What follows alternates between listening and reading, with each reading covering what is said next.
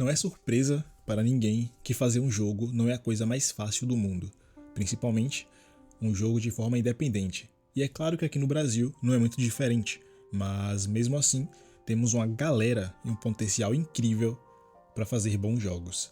Eu vou citar dois exemplos mais conhecidos, um mais antigo e outro mais recente. E o primeiro deles é A Lenda do Herói. Eu vou me apresentar, sou o herói desta canção e a princesa vou resgatar do terrível vilão. Só que para isso preciso me mexer. Se eu ficar parado, nada vai acontecer. A Lenda do Herói é um jogo de plataforma dos Castos Brothers junto com a Durmativa, lançado em 24 de março de 2016, onde você basicamente é um cavaleiro que passa por uma aventura para poder salvar uma princesa. O jogo é bem conhecido pela sua narração, que praticamente é a grande pérola desse jogo, onde a narrativa é cantada e guia você por toda a sua aventura, como uma grande música épica. Feito uma lebre, dou pulos com precisão, e o meu impulso é forte como o de um leão. Com o olhar de águia, meu reflexo é veloz, e além do mais, que bonita é essa minha voz. E o outro jogo é um que saiu bem mais recente e desenvolvido na sua grande maioria só por uma pessoa, mas que roubou a atenção e o carinho de muita gente, inclusive de mim. E é claro que eu tô falando de Moonleap.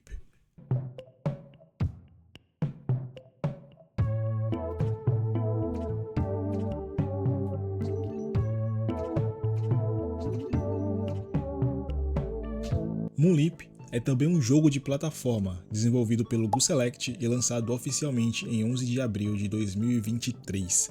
É um jogo de puzzle onde cada vez que você pula, a fase muda, e assim você pode resolver os enigmas de cada uma das fases e progredir no jogo.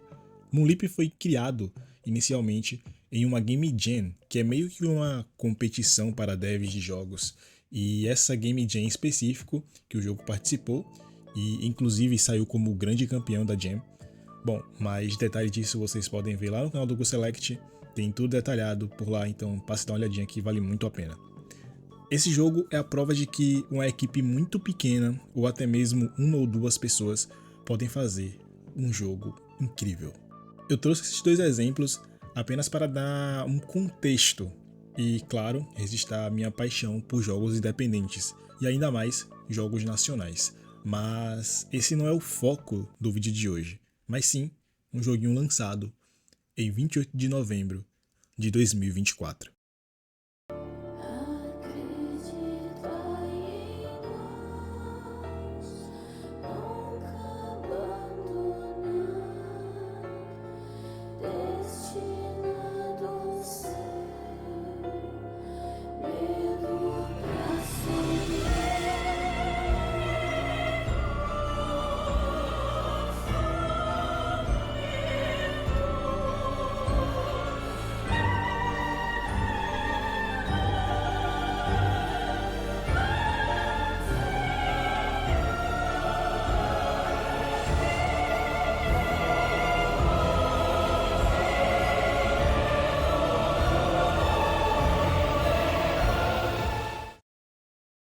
O paranormal não vem para a nossa realidade de maneira fácil.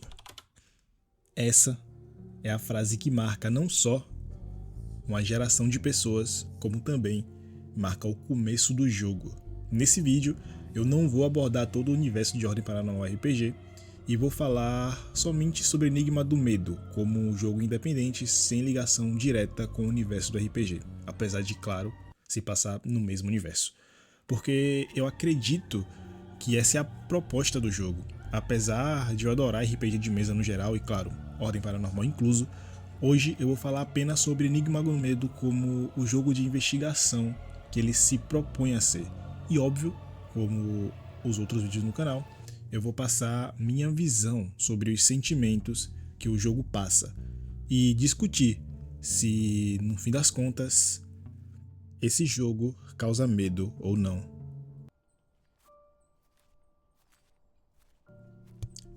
Você chega em um lugar desconhecido, depois de receber uma carta do seu pai que aparentemente tinha desaparecido. Então você, junto a 2 outros agentes de uma organização secreta que combate situações paranormais, e seu melhor amigo Lupe, o seu cachorrinho, resolvem ir até o local em que supostamente o seu pai tinha desaparecido. E assim começa sua aventura em Enigma do Medo. A atmosfera do jogo parece dar a impressão de mistério o tempo todo, tanto na iluminação quanto na trilha sonora, e até mesmo nos diálogos dos personagens. Enfim, toma cuidado por aí, Mia. Um monte de agente da Ordem desapareceu aqui há uns 20 anos atrás. Eu até queria te ajudar a explorar isso tudo aqui, mas sabe como é que é, né, Mia? Combate não é o meu forte. O início do jogo tem uma pegada bem investigativa e combate não vai ser nem de longe o foco aqui. O game é completamente focado em investigação e resolução de puzzle. Quando você abre o jogo a primeira vez, você pode inclusive escolher entre 2 modos de jogo. E eu entendo ter essa opção de você poder escolher o modo por conta da acessibilidade e tudo mais. E até pessoas que não queiram uma experiência tão complexa jogando o jogo, mas para mim, facilmente, poderia ser o jogo todo no modo detetive, que ainda seria uma ótima experiência.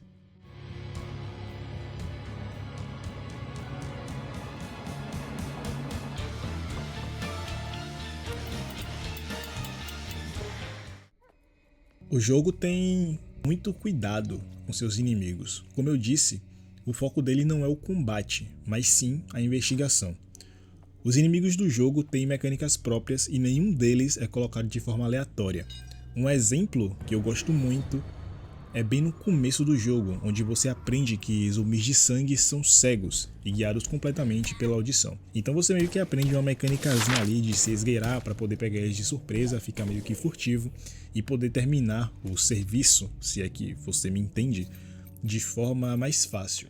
Não se esquece que zumbis de sangue são cegos, mas eles conseguem escutar bem e sentir seus movimentos se você estiver muito perto. O lado bom é que se você lidar com eles uma vez, eles não voltam mais. E você fica com essa informação guardada até você passar ali pelo galpão, enfrentar seus primeiros zumbis de sangue e conseguir finalmente entrar na mansão Stra, que é onde começa o jogo de fato. Então você dá uma investigada na parte do térreo do local e aí você vai subir no primeiro andar. E isso aí acontece.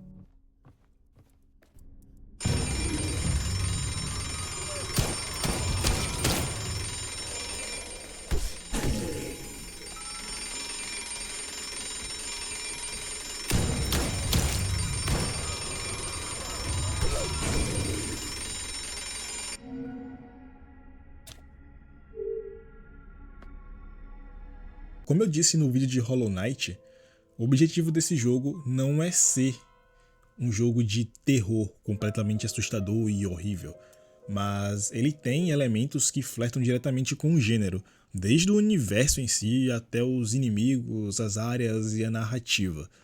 Tem uma área do jogo que você literalmente consegue captar mensagens de espectros dos agentes que morreram naquele lugar, sem contar que os próprios zumbis de sangue, de acordo com a própria explicação da Agatha, vem de cadáveres que ficam muito tempo expostos a um local onde a membrana está enfraquecida. O foda é que eles surgem de corpos de pessoas mortas. Então, se tem um monte deles, significa que um monte de gente morreu aqui. Talvez sejam todos aqueles agentes que desapareceram. Um outro momento claro pra mim é um dos mais desconfortáveis do jogo. E eu não tô falando que isso é uma coisa ruim, eu acredito que essa seja a intenção, o objetivo mesmo com toda essa parte do jogo. É aquela parte do castelo onde tem os esqueletos de lodo te perseguindo o mapa inteiro. Fora que, claro, o boss da área também vai te seguir em algumas áreas específicas. Mas eu quero falar de uma parte desse mapa que me incomoda bastante, que é o calabouço do castelo, onde estão os experimentos que eram feitos ali com o lodo e tudo mais. E parece, cara, uma cena completamente tirada de Outlast. umas macas sujas, algumas partes dos experimentos que deram errado, tem alguns corpos pendurados no teto, alguns ainda respirando.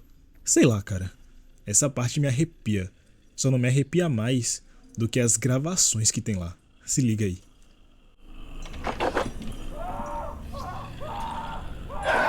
Seria tão mais fácil se eles não gritassem. Mas a gente não tem escolha. Tá muito difícil. Eu lembro do rosto de cada um deles. Nem do primeiro eu consigo esquecer. A vida de todos eles. Os seus momentos sendo consumidos. Definhando. Você ainda tá perdendo tempo pensando nisso? E é claro que eu não poderia deixar de mencionar a parte do jogo da caverna, que também causa uma sensação completamente desconfortável. Para mim, a caverna é a parte que tem a mecânica mais legal do jogo, que é a mecânica da energia com os cristais, que você enxerga as coisas em uma visão de terceira pessoa.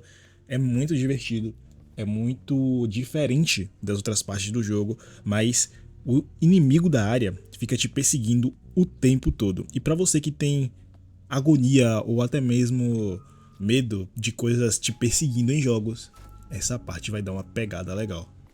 Enigma do Medo não é um jogo que vai te assustar como Outlast, que eu citei anteriormente, ou Devor, que é um jogo feito para ser jogos de terrores completamente assustadores.